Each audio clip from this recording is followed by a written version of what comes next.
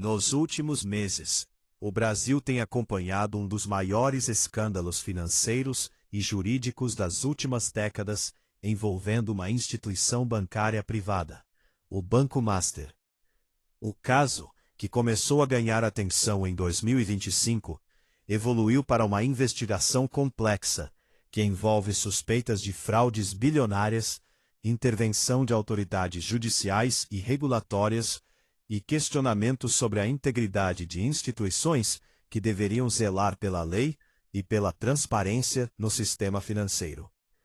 O cerne da crise começou quando as autoridades brasileiras descobriram indícios de que o Banco Master, controlado pelo empresário Daniel Vorcaro, pode ter emitido títulos de crédito fraudulentos e realizado operações ilegais que colocaram em risco a estabilidade do sistema financeiro nacional.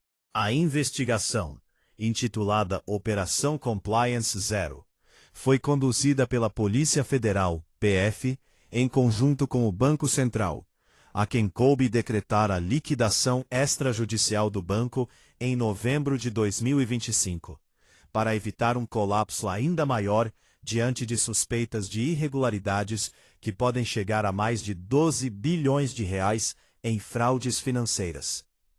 Em novembro, a primeira fase da operação resultou na prisão de Vorcaro no aeroporto de Guarulhos, enquanto ele tentava embarcar para o exterior.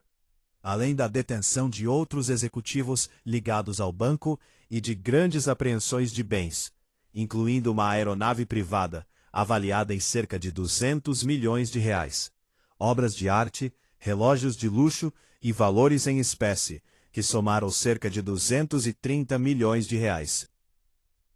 O escândalo ganhou ainda maior dimensão quando, em 9 de dezembro de 2025, a Polícia Federal encontrou no celular de Vorcaro um contrato de 129 milhões de reais entre o Banco Master e o escritório de advocacia da Viviane Barsi de Moraes, ministro do Supremo Tribunal Federal STF, Alexandre de Moraes. O documento previa pagamentos mensais de 3,6 milhões de reais por 36 meses para atuação jurídica ampla em favor do banco, inclusive junto ao Banco Central, à Receita Federal e ao Congresso Nacional, sem especificar causas ou processos concretos. Essa revelação provocou uma tempestade política e midiática e levantou questões sobre possíveis conflitos de interesse e a neutralidade do judiciário brasileiro. A crítica não foi apenas uma narrativa simplista. Muitos observaram que a proximidade entre uma figura do judiciário e um dos investigados poderia comprometer a percepção de imparcialidade do processo que envolve o Master. Ainda que a Procuradoria-Geral da República tenha posteriormente declarado que não havia indícios suficientes para investigar Moraes ou sua esposa quanto ao contrato, a suspeita já havia sido plantada e alimentada no debate público. Em outra frente, o caso também chegou ao Tribunal de Contas da União, TCU, que decidiu levar para plenário a análise de documentos relacionados à liquidação do banco, depois que uma decisão individual de um ministro sugeriu bloqueios e inspeções que não estariam alinhadas com a prática usual. Essa disputa institucional gerou preocupação entre investidores sobre o futuro dos créditos devidos e a forma como a liquidação deveria ser conduzida. Em janeiro de 2026, a crise entrou num novo capítulo. Em 14 de janeiro, a Polícia Federal deflagrou a segunda fase da Operação Compliance Zero, autorizada pelo Supremo Tribunal Federal, desta vez focando em crimes graves como organização criminosa, gestão fraudulenta de instituição financeira, manipulação de mercado e lavagem de dinheiro. Foram cumpridos 42 mandados de busca e apreensão em pelo menos 5 estados: São Paulo, Bahia, Minas Gerais, Rio Grande do Sul e Rio de Janeiro, e determinada a apreensão ou bloqueio de bens avaliados em aproximadamente 5,7 bilhões de reais, para ressarcir investidores e proteger o erário público. O próprio ministro Dias Toffoli relator do caso no STF, afirmou que existem fartos indícios de que os investigados continuam praticando crimes, mesmo após as primeiras fases da investigação, revelando um suposto aprofundamento do esquema criminoso. Ele chegou a criticar a PF pela lentidão no cumprimento de algumas medidas judiciais, como prisões e buscas, destacando assim a tensão institucional em torno do caso. Outro fator polêmico foi a decisão de Toffoli de decretar sigilo total sobre os materiais da investigação no âmbito do STF, o que impede a divulgação pública de qualquer prova, relatório ou elemento dos autos processuais. Para críticos, essa medida de sigilo absoluto dificulta ainda mais a transparência do caso, alimentando desconfiança pública sobre o que realmente está em jogo e se há interesses que excedem a simples investigação de crimes financeiros. A participação do STF no caso Banco Master tem sido vista por muitos como excessiva ou fora do padrão. Originalmente, a investigação começou na Justiça Federal, em Brasília, mas foi deslocada para o Supremo quando uma autoridade com foro privilegiado foi citada nos autos. Essa mudança elevou as suspeitas de que membros do Judiciário estariam mais envolvidos do que deveriam. E a presença de um contrato milionário ligado ao ministro só intensificou essa visão crítica.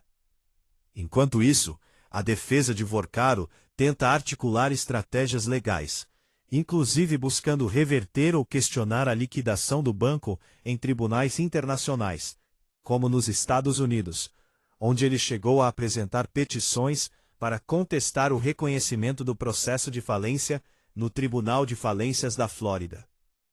No centro de tudo isso está o impacto econômico e social desse caso. Mesmo sendo um banco com participação inferior a 1% dos ativos bancários, a forma como o Master operava, emitindo dívida de alto rendimento como se fosse coberta pelo Fundo Garantidor de Créditos, FGC, atraiu investimentos de instituições e pequenos investidores, que agora aguardam respostas sobre como serão compensados. A expectativa de pagamentos pelo FGC pode ultrapassar 40 bilhões de reais, o que torna o caso relevante não só para o mercado financeiro, mas para a confiança geral no sistema regulatório brasileiro.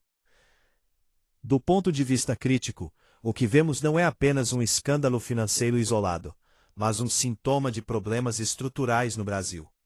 A combinação de falta de fiscalização eficaz, vínculos políticos e econômicos entre elos do poder e falhas na transparência das instituições.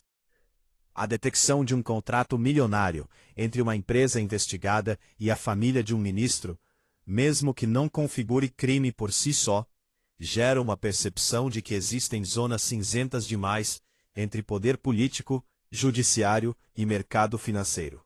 Isso fragiliza ainda mais a credibilidade pública, justamente quando o Brasil mais precisa fortalecer suas instituições. Além disso, a forma como a investigação tem sido conduzida, com fases sucessivas, sigilo ampliado e decisões judiciais atreladas ao Supremo, levanta um debate legítimo sobre limites de atuação do Judiciário. A Justiça deve investigar, punir e preservar a ordem, mas também precisa garantir que não haja interferências, percepções de favorecimento ou conflitos de interesse que possam comprometer a confiança da sociedade.